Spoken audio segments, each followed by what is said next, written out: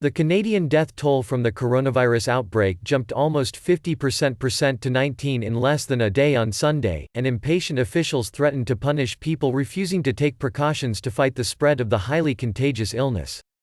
Ottawa said late on Saturday that 13 people had died from the respiratory illness caused by the virus, but by 9 a.m. Eastern Time (1300 GMT) on Sunday that had grown to 19.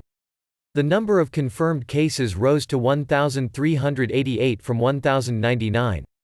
Canada has already closed its borders to all but essential travel and announced a $27 billion $19 billion aid package for people and businesses most affected by the crisis. Prime Minister Justin Trudeau said more measures would be needed. "We're looking now at what those next steps are to ensure that our economy is able to pick up again once we're through this. It is likely to take months," he told reporters, but did not give details. The House of Commons will return on Tuesday to approve the stimulus package. A handful of legislators will be present, since only 20 parliamentarians are needed to conduct business. Ottawa says people who have returned from abroad must isolate themselves for 14 days, and Health Minister Patty Hajdu said she could use the Federal Quarantine Act to sanction those ignoring this requirement. "We will use every measure to ensure compliance," she told a briefing. This could include monetary penalties up to, and including, criminal penalties. Nova Scotia on Sunday became the latest of Canada's 10 provinces to declare a state of emergency, closing borders to non-residents and threatening to arrest those who do not practice self-distancing.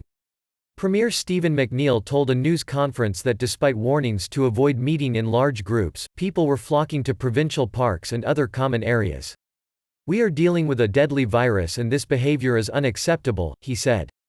His Atlantic province is banning gatherings of more than 5 people, a much stricter limit than other jurisdictions. In Quebec, the second most populous province, Premier François Legault tightened existing restrictions to force the closure of all shopping malls. Only food and liquor stores and pharmacies can stay open. "Right now there are still too many people in shopping malls," he told a briefing, saying restaurants would only be able to offer takeout service. All schools will be shut until May 1.